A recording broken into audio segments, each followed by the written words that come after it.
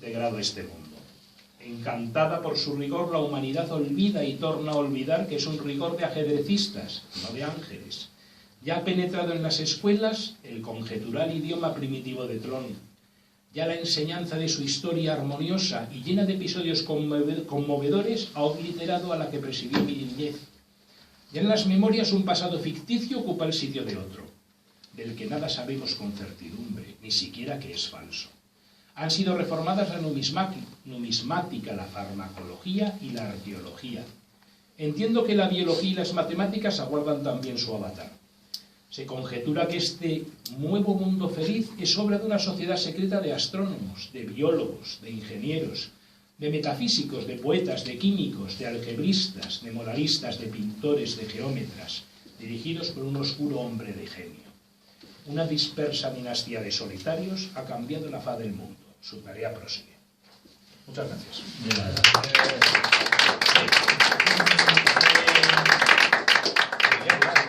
Voy a iniciarlo. Tenemos, chicos, 20 minutos de insultos.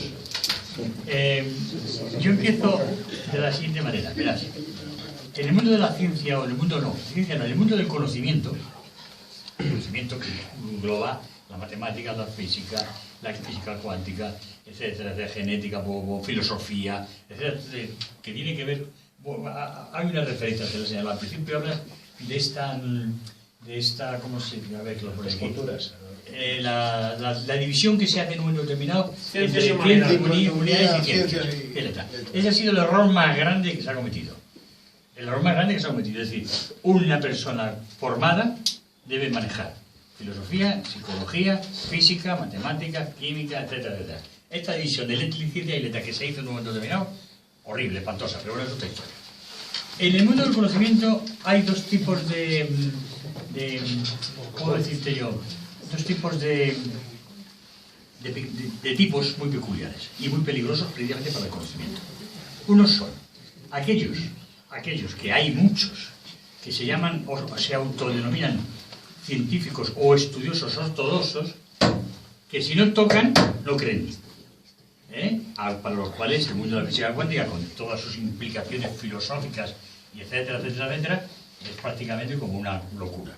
Y luego está el otro grupo de individuos, que es estos. Es decir, que hay muchos, pero muchos, muchísimos. A todo el mundo, que yo conocía muchísimo.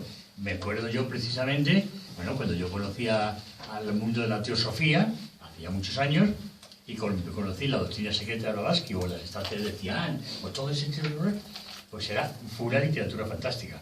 Pero, hombre, Blavatsky te resulta un poco, bueno, curioso, ¿no?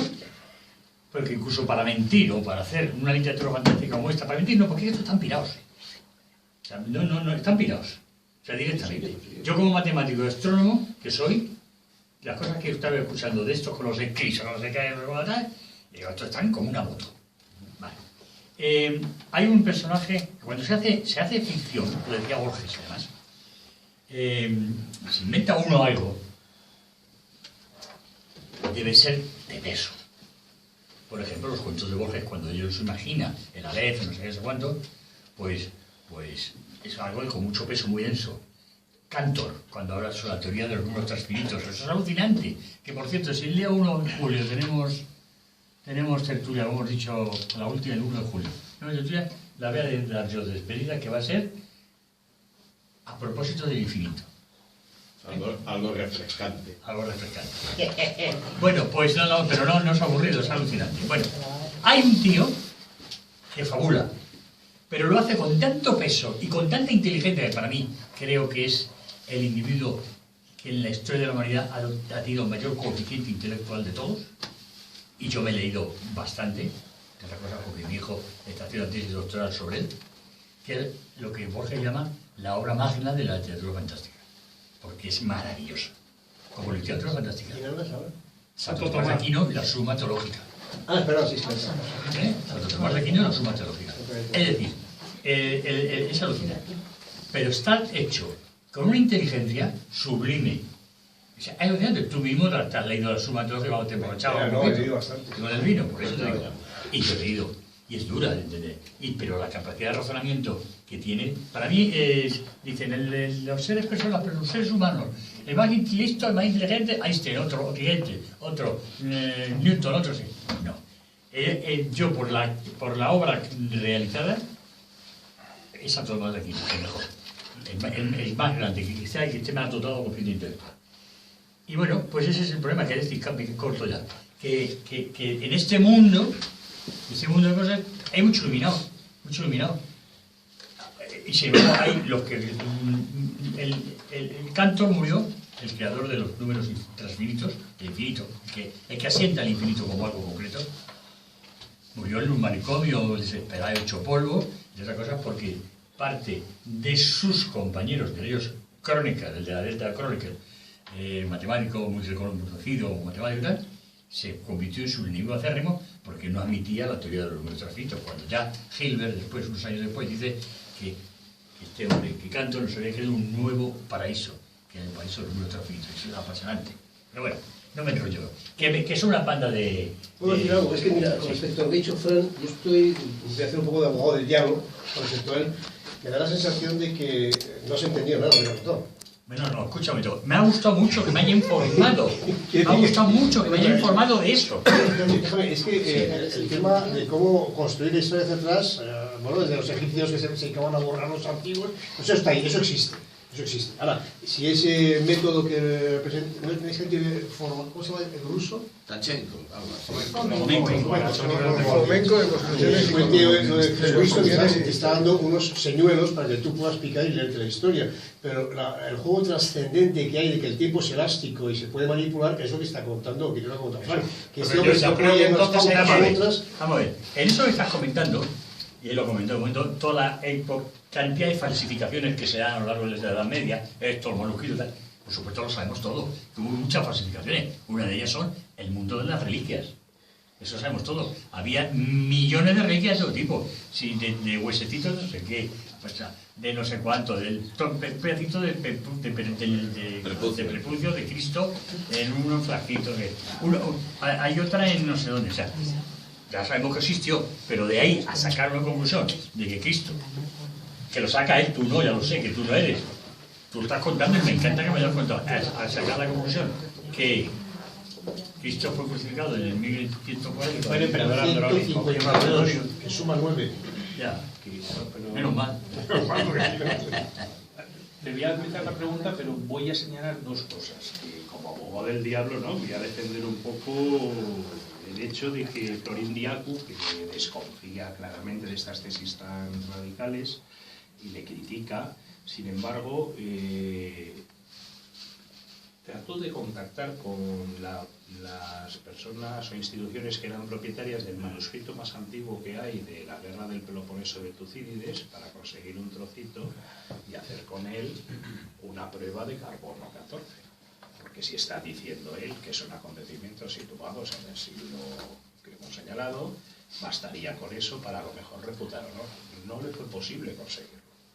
Y luego hay otra cosa, y ahora te doy entrada, es sobre el Apocalipsis. Él interpreta el Apocalipsis de una manera muy curiosa, y siguiendo a Morozov, que es el que lo descubrió todo, que es que el Apocalipsis realmente es un horóscopo. O sea, todo lo que se está contando de imágenes alegóricas en el Apocalipsis es un horóscopo. Y él hace un razonamiento de un artículo muy interesante sobre el tema de los carros, de los colores, de los esos, y el horóscopo sale una fecha de 1486, un cielo del año 1486, donde se señalaba el fin del mundo, para el año 1492, que es cuando se descubrió América, casualmente también, en el que se cumplían los 7000 años desde que surgió el mundo según los bizantinos. Dejo caer estas cosas. Y claro, tú eres un hombre muy serio porque eres matemático. No. Pero el universo no es un sitio nada serio. No, serio. Bueno, a mí me encantan estas historias porque creo que vivimos en una enorme mentira y ya que estamos, pues ya también la cronología es una mentira. Desde luego que cuando uno estudia la historia, la Alta Edad Media, de repente hay un agujero que entre la caída de Roma y el cisma de Oriente, que curiosamente es la fecha de nacimiento de Cristo, 1054, ¿no? Que le pone. Ahí hay unos 500 años, casi 600, que pasan demasiadas pocas cosas. Cuando estudias en la historia hay pocas cosas que pasan, o sea, no puede ser que en 500 años pase tan poco.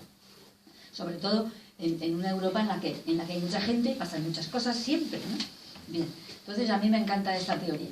Pero digo yo, si la gente que dice, la gente que se cree la cronología oficial y que está convencida de que esa cronología oficial es la correcta, es en el fondo muy fácil retrucar y demostrar que este señor está equivocado, porque, ¿no? Porque claro, si tú estás convencido porque lo has leído en Wikipedia o en la Espasa Calpe, pero vete tú a buscar los documentos originales y demuestra que estos señores están equivocados. O sea, eso es lo que me gustaría saber, si existe eso. Es decir, entiendo lo que te quiero decir. Estos señores dicen esa cosa y a Fernando le parece que es una barbaridad. Vale, pero no existen los que vienen y dicen, oye, mira, es que aquí está esto y estos señores están mintiendo. Yo creo que como tiene que haber documentos. Como has señalado tú, aquí lo que hay es un poco, más allá de la tesis fuerte de él, que consideramos que es un poco grotesca, porque se ajusta mucho, a lo mejor, a cuestiones políticas del momento, por el tema de Putin. Sin embargo, él lo que está poniendo la duda es en todas estas cuestiones. Por ejemplo,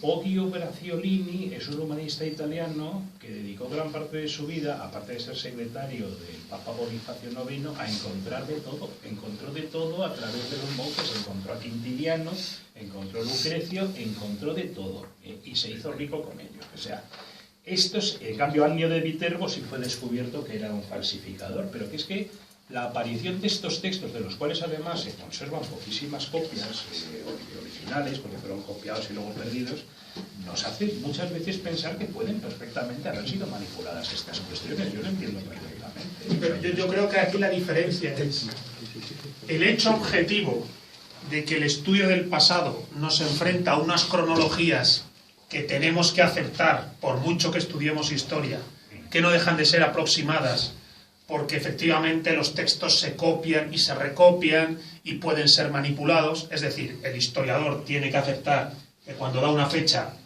no puede afirmarla, sobre todo si es una fecha de la antigüedad o de la alta edad media, no puede afirmarla como cerrada, tiene un carácter aproximado, porque creo que todos entendemos que es de sentido común, que la fecha nos ha podido llegar distorsionada o divagada.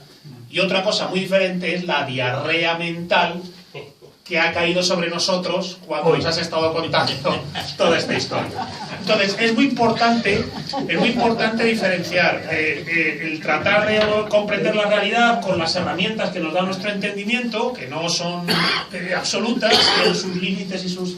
Y otra cosa es el chorro delirante de personas que, como decía Fernando, creo que tienen algo de iluminados, ¿no? No, es que ahora la Rusia, Jerusalén, Gengis Khan, en realidad eran rusos. Entonces, es muy importante poner filtros a la diarrea mental. Tanto a la que te viene de fuera como a la que tú mismo generas si te flipas con algo. Es decir, si llegas a tu casa y me dices, hostia, la cronología, no sé qué, guau, guau. Entonces, yo creo que todos estaremos de acuerdo que las fechas sobre el Peloponeso, sobre Platón o sobre los celtíberos, bueno, pues no podemos darlas cerradas al 100%, hay que entenderlas como aproximadas. Pero tampoco vamos a aceptar estos señores que, bueno, pues está muy bien, ¿no?, su diarrea mental, pero obviamente se les va la olla. Es como si a la señorita Isabel Esteban se le pudiera dar una conferencia sobre los hunos o los kurdos o lo que sea. Así, no seas malo, porque estos son unos... Está Raúl antes, sí, pero que son matemáticos y físicos reconocidos... Pero vamos a ver, el hecho de ser un matemático y físico y ser profesor de la universidad, que yo lo soy, no significa que soy... que tengo la verdad y que tengo conocimiento pleno. Al revés, me parece sospechoso. A ver, Raúl, ¿qué quiere hablar? Raúl, venga. Sí, yo estoy de acuerdo con lo que ha dicho Gonzalo, y de todas formas, ya puestos a ser conspiranoicos y a participar de la cultura de la sospecha, que es lo que parece que estos científicos quieren sembrar, ¿no? O sea, da la sensación, hay una especie de mezcla de chauvinismo, antijesuitismo y, bueno, un montón de cosas. Al final, cui prodest, ¿no? Esto a quién aprovecha, y esa conspiración de los benedictinos y esa, en fin, todo ese trabajo tan tan inmenso, tan ingente de construir la misma suma teológica por unos señores que no eran Santo Tomás, porque Santo Tomás probablemente ni existió, pero uno de los genios ¿Quién va a construir eso, por favor? Uno de los genios del scriptorium ese benedictino pues debía ser mucho, vamos, tan listo como Santo Tomás. Es que ya me da igual, era Santo Tomás. Es al final quien lo hizo. Pero bueno, vamos a ver. Quiero ponerme un poco. Yo he estado durante todo el tiempo intentando ver. Aparte de conspiraciones, aparte, que incluso se le pueden aplicar a los mismos autores de esta tesis. Vamos a ver qué es lo que puede haber de cierto. Y me venían bastantes nociones, digamos, tradicionales a la mente de cosas que son ciertas. Primero, hay una doctrina de los ciclos, que esa la han reconocido todas las civilizaciones. ¿Qué es lo que ocurre? Que un ciclo, a su vez, hay varios ciclos incluidos en él, y esos ciclos son reflejos unos de otros, con lo cual los acontecimientos no es que se repitan, no es el eterno retorno nietzscheano, pero es verdad que tienen una analogía y que la misma guerra pues se parece a otra guerra. El mismo centro espiritual de Jerusalén se parece a la nueva Jerusalén en Constantinopla y a la nueva Constantinopla que es Moscú.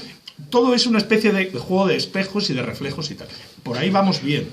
Y también en el sentido de que, bueno, los centros espirituales, los mismos personajes, los grandes conquistadores, oye, pues unos imitan a otros, César imita a tal, y Alejandro imita a César, y luego vienen los Carlomagno imita a Alejandro, etcétera, etcétera. Hasta ahí sí, pero claro, pero querer basarlo, por ejemplo, decir, no, es que esto corresponde a tal eclipse, pero vamos a ver, si un eclipse es igual que otro eclipse. O sea, y decir que, pues, no, es verdad, o sea, decir, bueno, ¿por qué tuvo que ser precisamente la supernova esa, la del nacimiento de Jesús y no otro? O sea, es que eso... Pero bueno, que eso no quita que lo divertido ha sido un poco... Hay una persona aquí que quiere pedir la vez, la le iba a hablar ahora, ¿tú, no? Sí. Siempre digo una cosa y le respeto yo. Actualmente, y le hemos no lo conocemos nosotros, murió mucho más antes de que naciéramos nosotros, dependiendo de la edad que tengamos. General Patton. General Patton, el ejército americano, era un personaje impresionante. Y él se creía la reencarnación de Alejandro Magno. Se creía y lo tenía, estaba convencidísimo. Y era un general muy importante, pues de los más importantes del ejército americano. Era muy bueno. Bueno, Hitler con Napoleón. Un poco. Hitler con Napoleón. No lo sabía decirle con Napoleón, pero o sea, hay mucha gente. ¿Entiendes? O sea, y esto forma parte de una configuración mental de un individuo que subsana muchas deficiencias personales, imaginándose que él es otro personaje, ¿no? Disparates. Disparate. A ver, iba a hablar. No, era simplemente cuando has dicho que por qué se habían separado la ciencia del Sí. estudio de las letras. Esto está hecho a posta, se hace en 1806, empieza en Prusia. El filósofo Fichte es el que pone en marcha la enseñanza estatal prusiana en la que se divide el saber en asignaturas inconexas. O sea, es un plan, no es una casualidad. Cuando se estudiaba en la Edad Media el trivium y el quadrivium, se estudiaba todo uno, claro, y los sabios sabían de todo. Y por eso había poca gente que estudiaba, porque es que de verdad era muy difícil estudiar todo eso.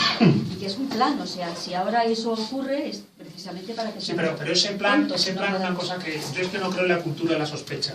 Ese plan que se habría dado y que efectivamente separó en Prusia, Fichte, lo que estabas comentando, las humanidades de las letras, ese plan no responde a una especie de intención maquiavélica para arruinar a la humanidad, sino que responde a unos paradigmas que han ido surgiendo, que tienen que ver con la ilustración, que tienen que ver con la aparición de la revolución industrial, que tiene que aparecer con una cultura de la producción por la cual el sujeto tiene que ser tan productivo como están siendo las fábricas. Es decir, que no hay tanto una intención maquiavélica como una inercia natural de unas ideas que yo creo que son erróneas. Creo que todos estamos de acuerdo que separar ciencias y humanidades creo que no ha sido correcto, pero en su momento se entendió que era necesario para ese paradigma erróneo que era el de la ilustración. Pero ¿no? si seguimos igual, seguimos exactamente igual. Estamos en una cultura en la que la educación consiste en hacer piezas mecánicas que se adapten a una necesidad. A una necesidad laboral. Y lo que está pasando en este momento, por eso hay 5 millones de parados, es que la formación no corresponde con las necesidades de la economía. Hay una gravísima crisis de educación. Y ahora los jesuitas, por cierto, están tomando el relevo y han empezado a... el mando. Están tomando el mando. Si hay un papa jesuita, bueno, no habéis tenido tiempo para ver la refutación de esas tesis de Gonzalo y de Raúl. Tenemos el problema de arriba. Sí, el problema del tiempo. Hay una pregunta base de Fernando Cervantes. Luego, si quieres, lo que estás hablando lo hablamos en el bar. Sí, claro. Di lo que quieres decir. ¿Tú me quieres decir algo? Oye, y ya nadie más, ¿eh? Nos tiene que hablar Arturo, que nos va a contar qué va a hacer el próximo mes. Muy breve. Lo haré dentro de 1000 años. Vale. Di. No, yo simplemente que a mí lo de estos señores pues igual me parece una paja mental muy grande. Les respeto y tal, porque son ideas, pero me parece increíble. Y evidentemente esta gente que se está basando en unas correcciones cronológicas basan en lo que a ellos les da la gana, es decir, de unos escritos, de unos eclipses y tal, pero podían haber cogido otras referencias que seguramente trastocaran lo que ellos mismos están diciendo. Evidentemente yo lo que veo es que esta gente no tenía ni idea ni respeto por la arqueología. La arqueología es una ciencia que puede ser casi tan exacta como la astronomía.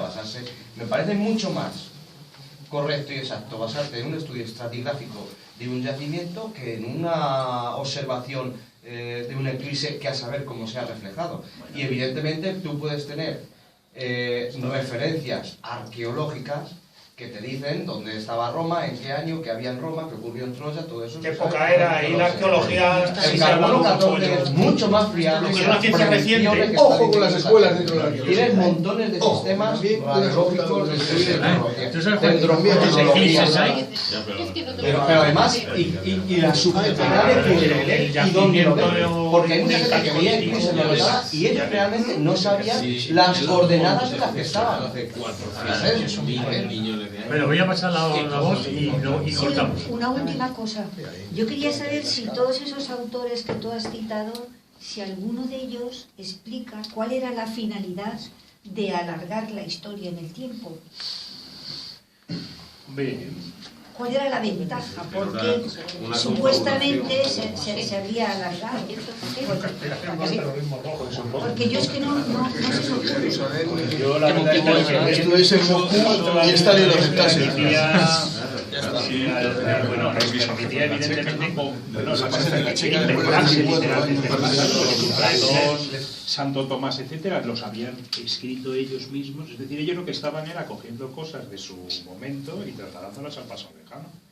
O sea, que simplemente inventaron más la... Eso es lo que pienso que es la tesis. De todas maneras, no he podido darlo, tenía un capítulo, que eso sí se publicará en internet, sobre la profecía de San Malaquías, truco o trato, donde se explica una mecánica, cómo se puede manipular y predeterminar los acontecimientos inventándose un pasado ficticio, colocándolo en un eso y luego metiendo gente adecuada en el sitio adecuado durante siglos. Y eso durante siglos. Sí. Hombre, es una labor complicada durante siglos. No, la Iglesia Católica lleva considerando durante una pregunta. O sea, la Iglesia parece... La próxima tertulia, ahora seguimos hablando fuera, con una buena jarra de cerveza, lo discutimos. La próxima tertulia la va a llevar Arturo Pardos, que es el lunes 4 de mayo. ¿Y va a ser sobre qué tema? Os cuento. Es un tema que voy a inventar y tremenda tu estética, I like it. Voy a presentar en Santander, me han invitado a un cursillo de eso de cristiandad en verano, y entonces voy a hablar de una cosa que no conozco, si la conocéis me ayudáis, que es la geometría del gusto. O sea, que te vas a inventar. Bueno, está todo inventado, pero claro, es como yo sigo las teorías de Frank, como nadie sabe lo que estás diciendo.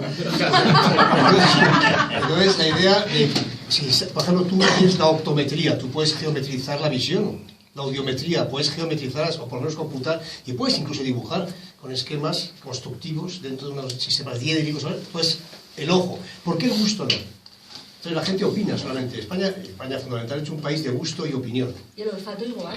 ¿Eh? ¿Y el olfato igual? No, el olfato lo puedes meter. No. ¿Puedes medir el olfato? olfato? No mencionáis el olfato tirador y tampoco el tacto, pero lo dejaremos en otro momento. Ahora voy a explicar bastante el gusto. Entonces hay 3 contra 2, 2 que se No, pero espérate, es que el olfato va a ir relacionado aquí con el gusto. Estamos hablando del gusto. El olfato lo tomaremos después, es otra charla. Ahora estamos con el gusto.